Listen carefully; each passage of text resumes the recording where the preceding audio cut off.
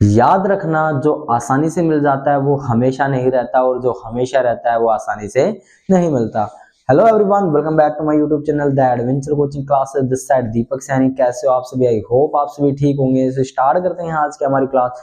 आज की क्लास के अंदर हम प्रश्नावली 5.2 का प्रश्न संख्या 14 हल करेंगे। आइए देखते हैं प्रश्न संख्या 14। प्रश्न संख्या 14 में आपसे कहा गया है कि 10 और 250 के बीच में 4 के कितने गुणज हैं। ठीक है, यानी कि 10 से लेके 250 के बीच में 4 से विभाजित होने वाले कितनी संख्या है। गुणज का मतलब देखो दो चीजें होती हैं। यहां पे आपको दिया गया गुणज, क्या दिया गया? गुणज। एक तो होता है गुणनखंड, क्या होता है? एक गुणनखंड और एक होता है गुणज। गुणनखंड का मतलब होता है टुकड़े, उस संख्या के टुकड़े, क्या? उस संख्या के टुकड़े। और गुणज का मतलब होता है उस संख्या का पहाड़ा, क्या बोलते हैं? पहाड़ा, या आप उसको क्या बोल सकते हो? मल्टीपल, क्या बोल सकते हो? मल्टीपल। आई बात समझ में?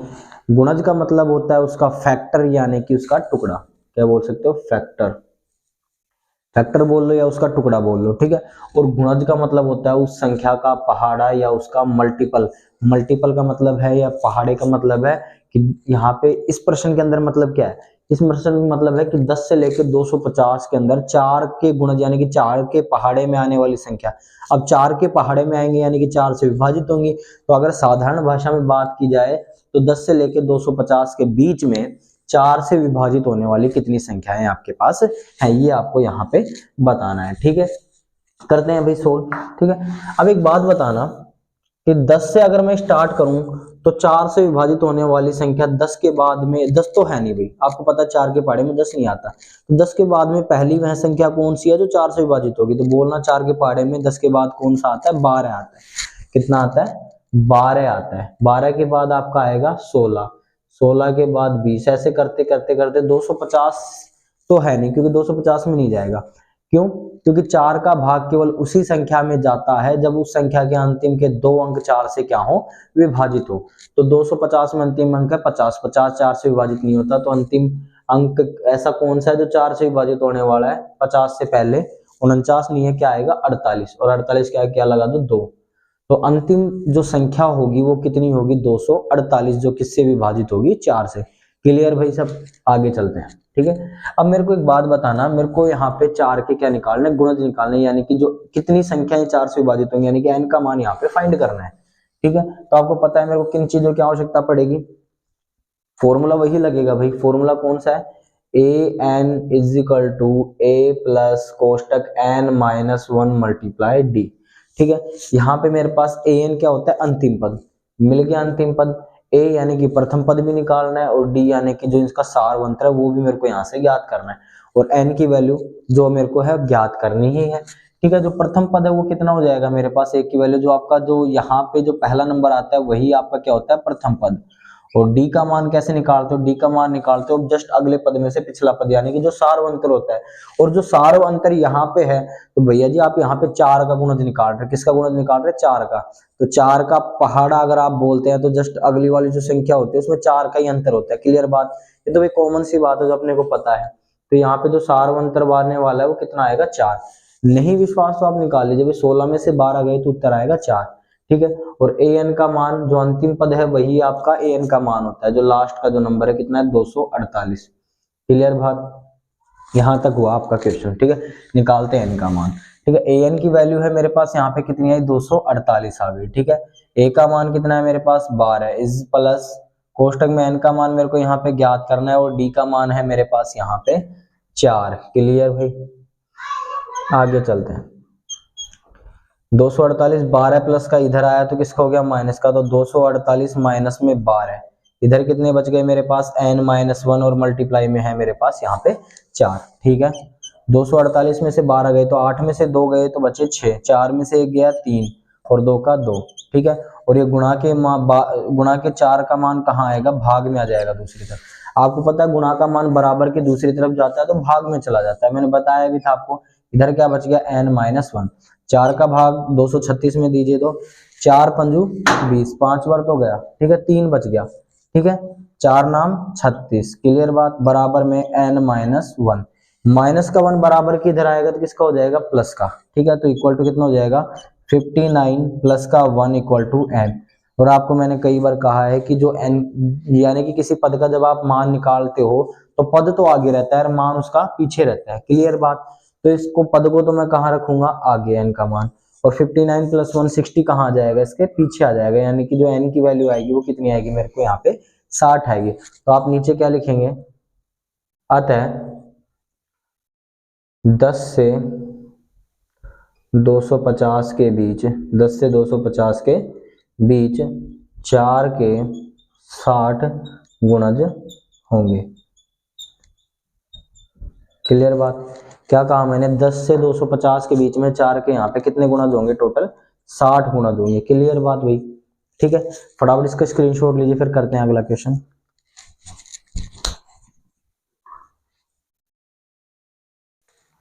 अगला क्वेश्चन है 15 नंबर। क्वेश्चन नंबर 15 में आपसे कहा गया है कि n के किस मान के लिए, यानी कि n का कोई मान है, उस मान के लिए दोनों समांतर श्रेणियां, पहली है आपकी 63, 65, 67 डैश डैश डैश, और दूसरी समांतर श्रेणी है 3, 10, 17 डैश डैश डैश के nवे पद बराबर हैं। यानी कि n का कोई मान आएगा, n का कोई मान आएगा जिसके लिए ये दोनों समांतर श्रेणियों का जो उत्तर आने वाला है उस n के मान पे, यानी कि कोई पद ऐसा है उस पद का जो मान आएगा वो दोनों समांतर श्रेणियों में बराबर आएगा। तो मेरे को बताना है कि जो n का मान आने वाला है वो कौन से पद का है, यानी कि जो n का मान आएगा वो कौन से पद का है। जैसे कि पहली समांतर श्रेणी मेरे पास यहाँ पे क्या है भाई, नोट कीजिएगा, पहली समांतर श्रेणी, पहली एपी बोल देता हूँ, पहली एपी, क्लियर, आप समझ जाओगे यहाँ से। पहली एपी है 63, 65, 67 dash dash dash dash dash, ठीक है। और दूसरी एपी कितनी है मेरे पास, दूसरी एपी है मेरे पास यहाँ पे 3, 10, 17 डैश डैश डैश डैश, ठीक, दो एपी है मेरे पास यहाँ पे। ठीक है, पहली एपी में जो n का जो मान आने वाला है, n का मान क्या होता है, an होता है, आपको इतना तो पता है भाई, n का जो मान होता है वो an होता है, इधर भी और इधर भी, तो दोनों एपी के अंदर वो n का मान क्या है, यानी कि an का जो उत्तर आने वाला है वो दोनों एपी में क्या है, बराबर है। तो वो n बताना है मेरे को, दोनों एपी में जो n का मान आने वाला है वो कौन से पद का मान है। ठीक है, जैसे पहली एपी है 63, 65, 67, तो यहाँ पे जो a की वैल्यू होगी वो कितनी होगी, 63 होगी, जो प्रथम पद होता है वो a का मान होता है। और d का मान कितना होगा भाई, 65 में से 63 गए, 65 माइनस 63, तो d की वैल्यू कितनी आ रही है मेरे पास यहाँ पे 2 आ रही है, कितनी आ रही है 2। दूसरी एपी के लिए a की वैल्यू कितनी हो जाएगी, प्रथम पद 3, ठीक है। d का मान कितना हो जाएगा, d का मान हो जाएगा 10 माइनस 3, यानी कि d बराबर आएगा मेरे पास यहाँ पे 7 आएगा। क्लियर बात। दोनों एपी में यहाँ पे a और d का मान आ गया और a और d का मान आ गया। अब आप सोच रहे हो सर दो मान से अपन दो मान कैसे निकालेंगे, भाई मेरे को दो मान नहीं निकालना है यहाँ पे, केवल एक ही मान निकालना है, वो भी किसका, n का मान, nवा पद निकालना है मेरे को, nवा पद निकालना है, कौन सा पद है, कौन सा पद है। ठीक है, n का मान तो भाई पहले ही बराबर है, n का मान पहले ही बराबर दे तो रखा है, n के किस मान के लिए, यानी कि n का मान, n के किस मान के लिए, दोनों समांतर श्रेणियों का nवा पद बराबर है, nवे पद का जो मान है पहले ही क्या दे रखा है, बराबर दे रखा है। जैसे भाई एक बार नोट करना, देखो मैं समझ में नहीं आया आपके, मैं बता रहा हूँ।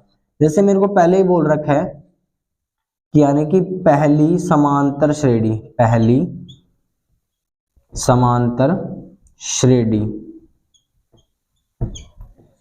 के nवे पद का मान, के nवे पद का मान बराबर है दूसरी समांतर श्रेणी के nवे पद के, दूसरी समांतर श्रेणी के nवे पद का मान। क्लियर बात। मैं ये कह रहा हूं कि पहली समांतर श्रेणी का जो nवे पद का मान है बराबर है दूसरी समांतर श्रेणी के nवे पद के मान के। अब ध्यान से नोट करना भाई, पहली समांतर श्रेणी है उसके nवे पद का मान क्या होगा, उसके nवे पद का मान के लिए फॉर्मूला लगेगा an is equal to a plus कोष्टक n माइनस 1 मल्टीप्लाई d, और दूसरी समांतर श्रेणी के लिए भी वही फॉर्मूला लगेगा। ठीक है, सॉरी an गलत लगा दिया भाई मैंने, ठीक है, मतलब ये पहले दे रखा है an बराबर है किसके, an के। ठीक है, तो इस an के लिए फॉर्मूला क्या है भाई, an के लिए फॉर्मूला है a प्लस कोष्टक n माइनस 1 मल्टीप्लाई d, इधर भी a प्लस कोष्टक n माइनस 1 मल्टीप्लाई d। ध्यान रखना ए और डी का मान अलग अलग है यहाँ पे, इसको A1 बोल रहे हैं, इसको D1, इसको A2 और इसको D2। क्लियर बात, ये पहली समांतर श्रेणी है और ये दूसरी समांतर श्रेणी। क्लियर भाई बात। अब यहाँ पे ए और डी का मान अलग अलग है। ए का मान यहाँ पे कितना है मेरे पास 63 है, इस समांतर श्रेणी को मैं लिखूंगा 63 प्लस कोष्टक n-1 मल्टीप्लाई डी का मान यहाँ पे 2 बराबर दूसरी समांतर श्रेणी है 3 प्लस कोष्टक n-1 और डी का मान है यहाँ पे 7। क्लियर भाई बात। अगर आपको समझ में नहीं आ रहा है तो एक बार ध्यान से देखिएगा, दोनों समांतर श्रेणियों के n पद बराबर, तो n पद का मान ये होता है। दोनों समांतर श्रेणियों के ए और डी के मान मैंने यहाँ पे पुट कर दिए।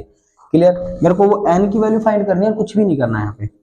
ध्यान दीजिएगा 63 इधर है, 3 को भी इधर ले आया मैं, ठीक है, 3 को इधर ले लिया तो 63 माइनस 3 इधर आया, ठीक है, प्लस में क्या रखा हुआ है मेरे पास n माइनस, एक बार ऐसे कर ला, हाँ n माइनस, देखो भाई कितना है n-1 और मल्टीप्लाई किसके साथ है 2 के साथ मल्टीप्लाई है, तो इसको मैं ऐसे लिख सकता हूँ क्या 2 गुणा n-1 लिख सकता हूँ भाई, 2 इसके साथ पूरे के साथ गुणा है तो इसको 2 माइनस 1 लिख सकता हूँ, n-1 को 2 से मल्टीप्लाई कर दिया बराबर इधर कितना बचा 3 तो उधर चला गया, तो 7 को n-1 से गुणा करूंगा तो 7n-1 ही बचेगा। क्लियर भाई बात है, ठीक है। 63 में से 3 गए, 63 में से 3 गए, कितने बचे मेरे पास भाई 60 बच रहे, ठीक है 60 बचे। अब मैं जो 2 n-1 के कितने पद है मेरे पास यहाँ पे 2 हैं, तो 2 को उधर भेज दिया तो उधर पहले से 7 पड़े, यानी कि 7n-1 के पद में से माइनस कर दिए मैंने 2n-1 के पद। भाई मैं ब्रैकेट के अंदर नहीं जा रहा, मैं सिंपल तरीके से समझा रहा हूँ आपको। देखो 63 थे, n-1 मल्टीप्लाई 2, 3 प्लस में n- मल्टीप्लाई 7, यानी कि ध्यान रखना 63 तो ऐसे कैसे है, पर यानी कि n-1 के कितने पद है मेरे पास 2 पद है, दो गुणा में है यहाँ पे भाई, यानी कि n-1 के कितने पद है 2 और यहाँ पे n-1 के कितने पद है 7, ठीक है। तो मैं n-1 के 2 पद है उसको उधर ले गया तो 7 पदों में से 2 पद क्या हो गए माइनस, और इस 3 को इधर ले आया तो 63 माइनस 3, तो प्लस का 63 इधर आके माइनस का 3 ये आ गया, तो कितने बच गए 60 बच गए, ठीक है। अगले पद में देखो 60 तो इधर ऐसे कैसे, 7 पदों में से 2 पद गए तो n-1 के कितने पद बच गए मेरे पास यहाँ पे 5 बच गए। अब 5 को अंदर मल्टीप्लाई कर दो, अंदर अभी भी नहीं करना, 5 गुणा का मान कहाँ आ जाएगा भाई भाग में आ सकता है, अभी तो भाग में आया तो n-1 उधर शेष बच गया, भाग दिया तो कितना बचा भाई 12 बार गया भाग, 5 एकम 5, 2 बच गए, 5 चौक 20, सॉरी 5 दूनी 10, 1 बच गया ना भाई, 5 एकम 5 1 बच गया, ठीक है। 5 का भाग 10 में दिया तो 2 बार गया, बराबर में n-1, -1 इधर आ गया तो किसका हो गया प्लस का, तो 12 में प्लस 1 बराबर में n, ठीक है। तो आपको पता है पद आगे रखते हैं उसका मान पीछे रखते हैं, तो 12 प्लस 1 कितना हो गया आपका 13, तो n का मान कितना आया 13। तो वो कौन सा पद था जिसके दोनों nवें पद के मान बराबर थे, तो 13वें पद के nवें मान यहाँ पे बराबर थे। एक बार दोबारा रिपीट कर देता हूं मैं कि समांतर श्रेणी के nवें पदों का मान बराबर था, तो दोनों समांतर श्रेणी रख दी पहली और दूसरी, nवां पद रख दिया मैंने दोनों तरफ, ठीक है। तो इधर तो 63 प्लस n-1 मल्टीप्लाई 2, इधर 3 प्लस n-1 मल्टीप्लाई 7 है, ठीक है। मैंने कुछ नहीं किया भाई, सिंपल सी थ्योरी थी, 63 इधर था, प्लस के 3 को इधर ले आए, माइनस का 3, n-1 के कितने मान है 2, तो मैंने 2 को आगे लगा के लिख दिया n-1 के 2 मान, इधर n-1 के कितने मान है 7 लिख दिया, ठीक है। इस 2 को उठा लाया इधर मैं, इधर तो 63 में से 3 गए 60 बचे, तो n-1 के 7 पदों में से इसको उधर ले आया तो माइनस के हो गए n-1 के 2 पद, 7 पद में से 2 पद गए तो कितने बचे 5। अब ये गुणा का मान कहाँ आया 60 के बटे में, 60 में 5 का भाग दिया 12, -1 है, -1 उधर गया +1, तो 12 प्लस 1 कितने हुए 13, तो n का मान कितना आया यहाँ पे 13। तो कौन से पद बराबर है समांतर श्रेणी के nवें पद, यानी कि 13वें पद, n बराबर 13वें पद बराबर होंगे, ठीक है। आई होप समझ में आया होगा, फटाफट इसका स्क्रीनशॉट ले, करते हैं नेक्स्ट क्वेश्चन।